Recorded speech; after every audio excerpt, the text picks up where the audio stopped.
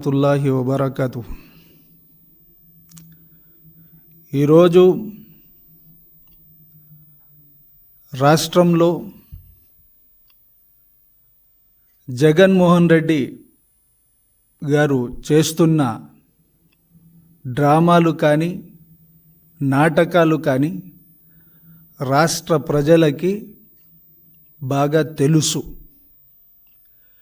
ఏదో మభ్యపెట్టి మోసం చేయాలంటే రాష్ట్ర ప్రజలు సహించరు. అది ఏమంటే వక్ఫ్ సవరణ చట్టం గురించి జగన్మోహన్ రెడ్డి గారు వాళ్ళ ఎంపీలు లోక్సభలో వ్యతిరేకించి రాజ్యసభలో వక్ఫ్ అమెండ్మెంట్ యాక్ట్కి మద్దతుగా నిలబడినారు. ఆ తర్వాత జగన్మోహన్ రెడ్డి గారు విప్ జారీ చేయడం జరిగింది. ప్రతి ఒక్కరూ అర్థం చేసుకోవాలి, ఆ విప్ రాజ్యసభలో మద్దతు ఇవ్వక ముందు జారీ చేయాల్సింది. పని పూర్తి చేసి విప్ జారీ చేసి రాష్ట్ర ప్రజలకి మభ్యపెట్టి మోసం చేయడానికి ఒక కుట్ర.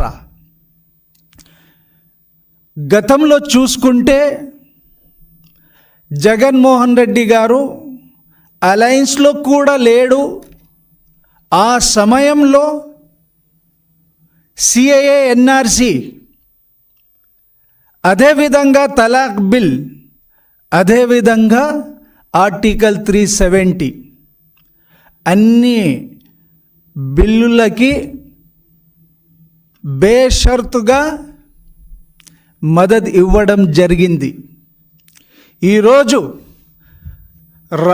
లోక్సభలో ఒక డ్రామా, రాజ్యసభలో ఒక నాటకం, మళ్ళీ సుప్రీంకోర్టుకి వెళ్ళారు సిగ్గు లేకుండా.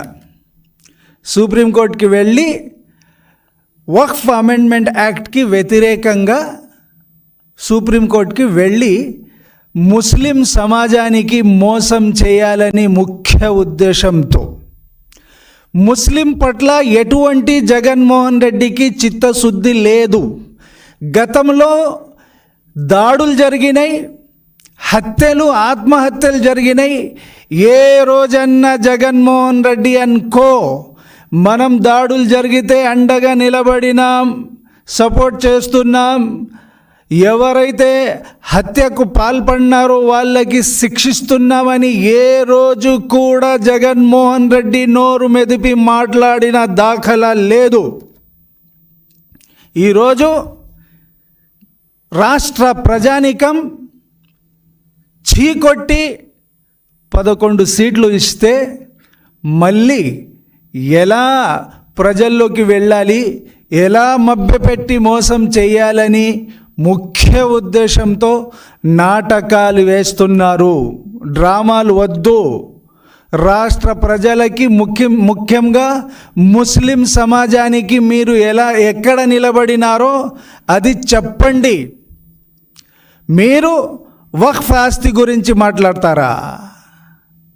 సాక్షి ఆఫీస్ ఏ భూమిలో ఉంది? ఒక భూమిలో ఉంది. మీ మామ రవీంద్రనాథ్ రెడ్డి థియేటర్ ఏ భూమిలో ఉంది? కడపలో వక్ఫ్ భూమిలో లేదా? మీ తండ్రి గారు ల్యాంకో హిల్స్ ఎవరికి అమ్మేశారు? ఎందుకు అమ్మేశారు? మీకు మైనార్టీ పట్ల, ఒక భూముల పట్ల చిత్తశుద్ధి లేదు. ఏదన్నా కొంచెం స్కోప్ దొరికితే ఎలా ప్రజల్లోకి వెళ్ళాలి, మళ్ళీ బతిమిలాడాలి, ఎలా మభ్యపెట్టి మోసం చేయాలనే ఆలోచనలో ఉన్నారు మీరు. ఇది మీరు అర్థం చేసుకోవాలి.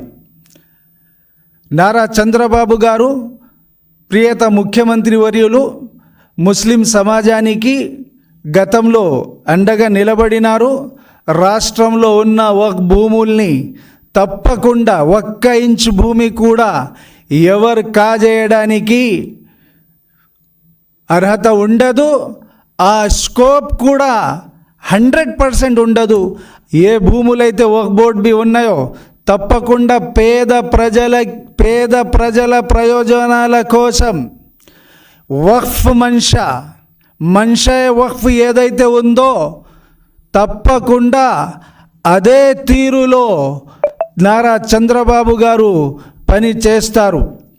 మైనార్టీ పట్ల నిలబడిన ఏకైక వ్యక్తి గతంలో కూడా ఇప్పటికీ కూడా వక్ఫ్ సవరణ చట్టం బిల్ ఆమోదం పొందకముందు ఎంత వరకు ప్రయత్నాలు చేశారు మనకు తెలుసు బాగా.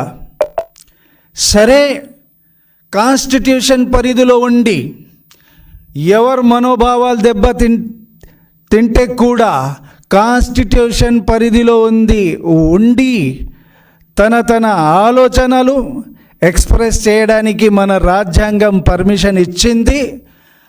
ఆలోచన మేరకు, ఆ పర్మిషన్ మేరకు డిఫరెంట్ ఆలోచనలు తప్పకుండా ఉంటాయి. ఆ ఆలోచనలకు కూడా మనం స్వాగతిస్తున్నాం. జగన్మోహన్ రెడ్డి గుర్తుపెట్టుకోండి, మీరు ఏదో మళ్ళీ మోసం చేసి ప్రజల్లోకి రావాలంటే గతంలో కూడా చీకొట్టారు. ఇప్పుడు కూడా మీరు డ్రామాలు చేసి రావాలని ఉద్దేశం మంచిది కాదు. మీ ఉద్దేశము గతంలో కూడా ఏది చేయలేదు రాష్ట్రానికి, ఇప్పుడు కూడా మీరు చేయట్లేదు. రాష్ట్రంలో ఉన్న ప్రజానికం అందరు మీకు పక్కన పెట్టేశారు. Thank you.